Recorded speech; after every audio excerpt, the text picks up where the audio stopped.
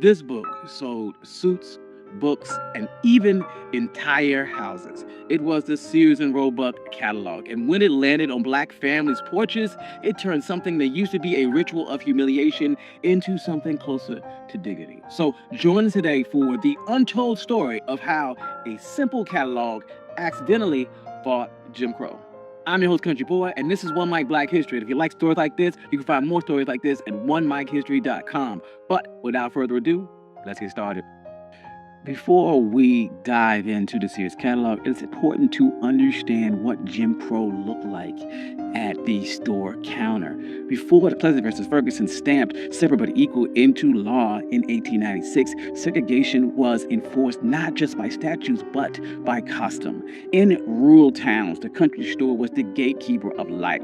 Most black families were tenant farmers or sharecroppers, and credit ran through white merchants who set the prices, kept the books, and controlled interest in the crop lien system, which was a line of credit that allowed sharecroppers to obtain supplies and loans that kept our people in debt.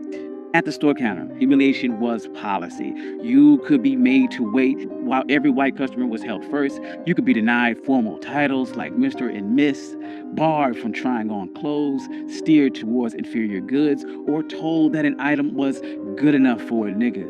Even the shelves joined in with caricatures on packages and ads that turned racism into branding. Pushing back meant real risk of eviction, arrest, and maybe much worse. This led black communities to answer with a strategy. They opened co-ops and credit unions, patronized black-owned stores. In the 1930s, they started Don't Buy Where You Can't Work campaigns. Long before lunch counter sit-ins, people were already attempting to fight Jim Crow at the cash register. And this is when something different arrived that didn't require a lunch counter at all. It simply required a mailing address. The mail order catalog began with Montgomery Ward in 1872, but the Sears and Roebuck Company turbocharged it in the 1890s.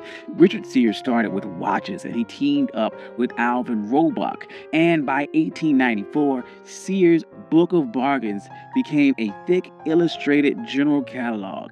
Under Julius Renraw's leadership in the 1900s, Sears scaled into a national powerhouse, mailing out millions of catalogs a year and standardizing the satisfaction guaranteed pricing. Everything from farm tools to clothing to stoves and even housing kits. The catalog wasn't just a book, it was a national store delivered to your kitchen table. So, for black customers living under Jim Crow, this was huge. The Sears catalog turned everyday shopping, which could be a site of humiliation and exclusion, into a private transaction. And this change was offset by two things. First, anonymity and dignity. You browsed at home, mailed an order, paid a national price. There was no clerk sizing you up, no side doors, no special totals at the register. In towns where black customers couldn't even try on clothing or were forced to wait for white patrons, that broke daily rituals of disrespect.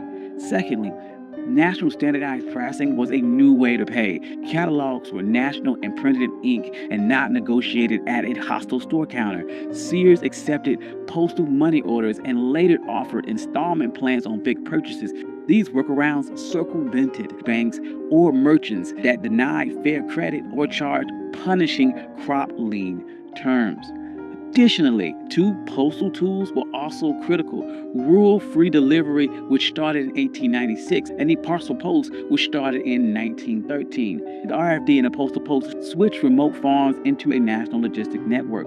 Backed by federal law, your order traveled by mail, not at a storekeeper's leisure. Interfering with its delivery risked federal penalties, which blunted local officials' ability to block and intimidate customers. Money orders and cash on delivery meant that you could pay a federal carrier, not a hostile shopkeeper or banker. And the post office was a federal space. Postal rules mandated equal service, and interfering with the mail was a federal offense. In places where customs outweighed rights, that blue and gray uniform offered a rare protection. Safety sat in that catalog too. Sears listed rifles alongside farm gear at a time where local laws often failed to protect black communities. Ida B. Wells famously wrote that a Winchester rifle should have a place of honor in every black home. Ordering by mail meant lawful self-defense without the hostility of the white gaze.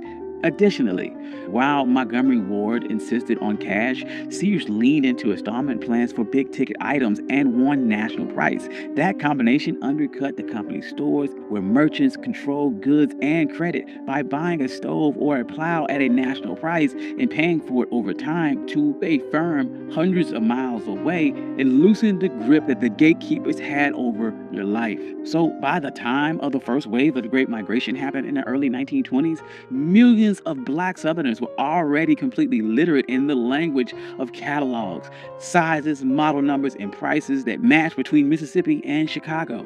By the 1910s, you could order seeds, a sonograph, or a radio. By the 1920s, telephone lines and order desks sped up things even further, and each layer widened the gap between a local store that could dictate and determine what you can purchase.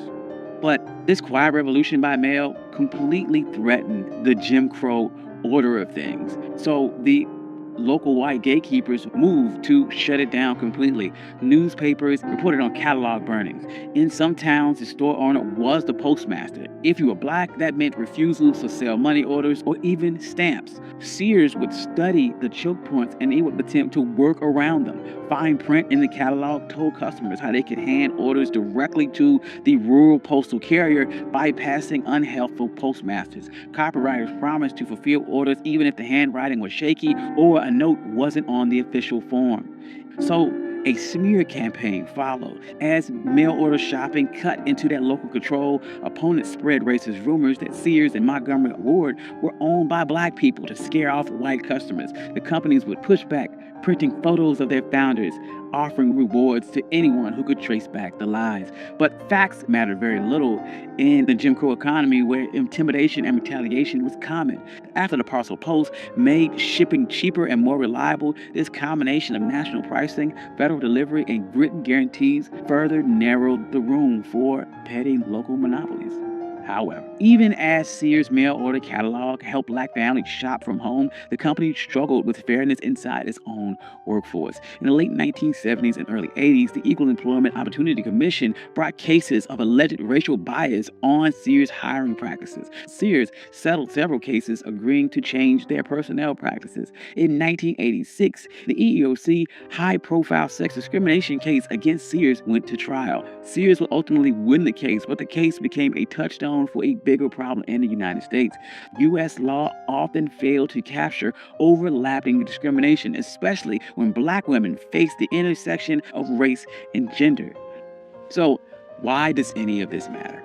The Sears catalog matters because it changed the terms of everyday power. In Jim Crow stores, black customers paid a color tax. They were steered toward worse goods, denied returns, humiliated at the counter. The catalog flattened out that hierarchy. It published prices in print. It promised refunds in writing. It let people choose the quality for themselves. It replaced the local gatekeeper with a contract, order form, money order, and a receipt. A paper trail was more than a shopping record. It was leverage. These habits, comparing prices, demanding guarantees, sending back what wasn't right, taught a language of rights long before sit-ins. And this ripple effect was very real. Local shopkeepers had to compete or fear losing business. Money orders let black families outfit their homes, schools, and churches with the same ovens, stoves, pianos, books, and tools that white folks were using. Sears didn't set out to topple Jim Crow. It followed the money in a way that weakened the local system of control. It showed how black people could use standardized systems to punctuate local customs. And this is why this isn't just a quaint story about a simple catalog. It is an economic blueprint for how simple changes can completely reroute the source of economic power. Thank you. I'm your host, Country Boy, and this has been One Mic Black History. If you like stories like this, you can find more stories like this at OneMicHistory.com. Additionally, I also have a Substack where I publish notes every single day and publish stories every single week. I would like to thank all my day ones and my contributors. Without you, none of this could be possible. I love you all. Peace.